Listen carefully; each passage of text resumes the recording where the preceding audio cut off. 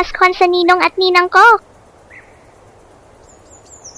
Alam ko na. Uubusin ko lahat ng pera ko pagpunta sa mall. Anak, dapat nagtitipid ka. Hindi tumutubo ang pera sa puno at pipitasin lang. Hindi ba? Hindi nga.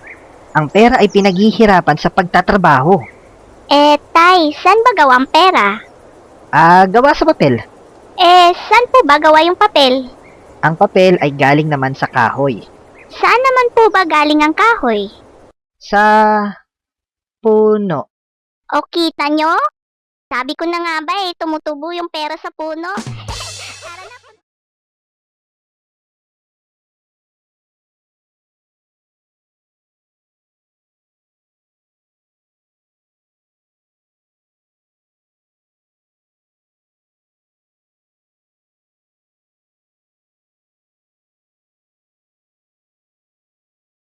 Pero paano nga ba talaga yumaman?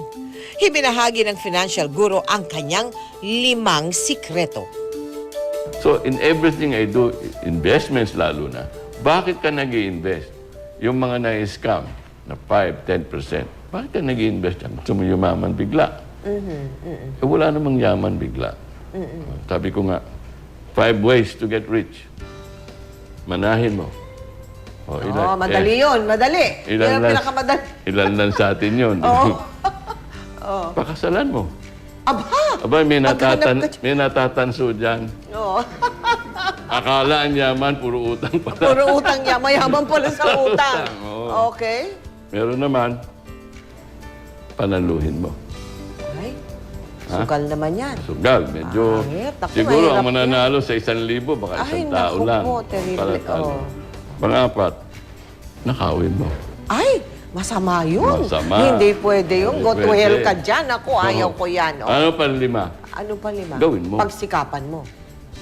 Oo. Oo nga. Make it. Make it. Good news, madali. Kailangan lang 3 D. Disiplina, determinasyon, at saka yung tinatawag natin na decide now, decisiveness. Umpisahan mo. Hindi yung bukas.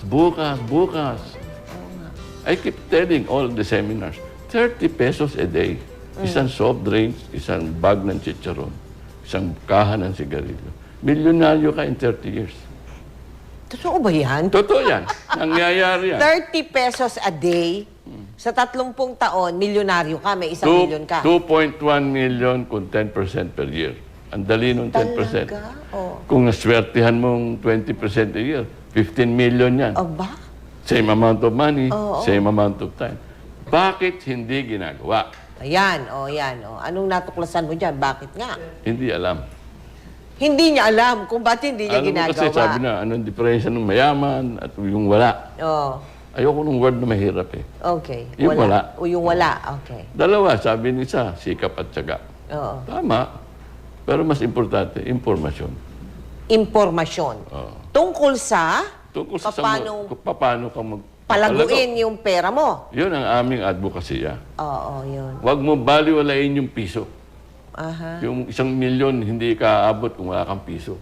Oo. So, doon dapat. Okay. So, yun ang tinuturo namin ngayon, for lack of a better. Sinishare namin yung information. Ang desisyon nasa iyo pa rin. Dagdag pa niya, ang pagyaman daw ay nakasalalay sa ginagastos ng tao. Pag Huwag kang pinilit mo gagasta yung na hin- hindi mo kaya. Ganun ba? Yan ang mga problema ng mga ahente, nakikita mo. Oo nga. Ano yung nakita mong most common wrong, no? Yung mali. Yung maling ginagawa nga ng Pilipino. Sa pag-handle ng pera niya, yung most common na mali. Ang mindset, unang-una. Mindset, ano yun? Lahat ng kinikita, dapat or di dapat, para ipanggastos. Oo. Dahil kaya ko naman kumita rin ulit. So, the assumption is short term. Wala, kaya ko yan. Mawalan na akong trabaho, kaya ko yan. Hindi naiisip na obligasyon mo. Tuloy-tuloy. Hindi na puputol. Lalo na kung may pamilya ka, di ba? So, bihira yun nagpaplano. Puro yung instant gratification. Pag nahirapan, ay, nagtrabaho ko mahirap, kailangan kong bakasyon naman. Kumita ko yung bonus ko, bibili ko ng... So, nagsisave tayo. Alam natin yung concept of saving para may bilhin. Oo. Nagsasave ako para bagong cellphone o bagong... Tatlo-tatlo na cellphone, dalawa lang naman tenga natin, di ba? So, mahirap eh. Mahirap gamitin tatlo. Oo, ngayon. Oo. Tapos, dapat, So dapat, nagtatabi tayo dahil obligasyon natin. Dalawa mukha natin sa buhay eh. Dalawa kabayo natin sa buhay.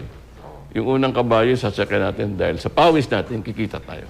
okay. Yung kinikita natin, dapat, meron tayong binabayad natin sa sarili natin para sa ating kinabukasan. Yan ang pambili ng ating kinabukasan. Savings yun, di ba? Savings yun, mag-ipon. Mag-ipon. Okay, Ang alam naman ng iba, ang savings, either ilagay sa lalim ng unan o sa bangko.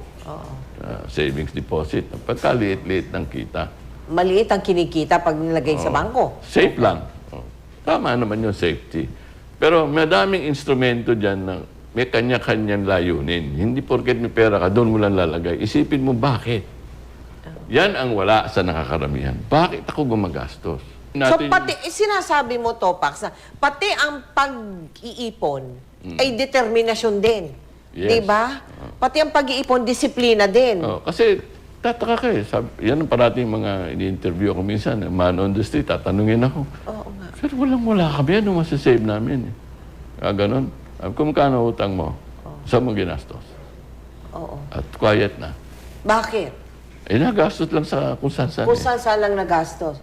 May payo rin si Francisco sa mga kasalukuyang nagnenegosyo at sa mga nais magnegosyo. Oo. Pag hindi mo binabayaran ang sarili mo, Oo. hindi ka, talo ka, mali ang costing mo. Aha. Dapat bayaran mo sarili mo para alam mo talaga kung yung negosyo Kumikita ka, o kung hindi. maayos. Oo. So, nag-survey nga kami ng 200 businessmen eh. 15 lang ang nagsisweldo sa sarili nila eh. Sabi ko, ay, talagang malaki problema ng tao sa basic. Basic, Yung ano? basic discipline, basic understanding. Ang tamang pag-unawa ng magpatakbo at magpalago ng pera. Paghawak ng pera. At dahil pera ang nakasalalay, kailangan din daw natin ng iba yung pag-iingat. Yung lending, fix ang income mo. Di ba? Savings deposit, pautang sa bangko yan. 1%. Maliit. Bumili ka ng treasury bills ng gobyerno, 3%, 6%. Yun ang fixed income. Lending investment yan. Pag ako nangako sa'yo at ginaranti kita, that means minapautang mo ko. Sa ngayong panahon, pag ako nagbigay sa'yo more than 6-7% today, lagay natin hanggang 10, ninoloko na kita. Per year, ha? Yun ang tinuturo ko sa kanila, yung guidelines ba? Pag may nag-offer sa'yo na guaranteed more than 10% per year, tumakbo na kayo. Hindi mapapanindigan yan. Oo. Hindi masama ang maghangad ng marangyang buhay. Kailangan lang natin itugma ang uri ng pamumuhay sa perang kinikita natin sa araw-araw. Obligasyon natin sa ating sarili na paunlarin ang perang pinaghihirapan natin. Ito ang malinaw na mensahe ni Francisco Colayco na dapat nating isabuhay para tayo ay umangat. Ang susi ng buhay yung made of our choices eh. Yes. We choose the things we do. Tayo ang Hindi decision. mo pwedeng, hindi kita pwedeng i-blame or somebody else. Kasi ganyan nangyari sa akin dahil sa akin. Desisyon ko yun eh. So, if you choose a lifestyle na hindi mo kaya, babaong ka sa utang. Oo. If you choose a lifestyle na kakayanin mo, mag-i-improve ang buhay mo.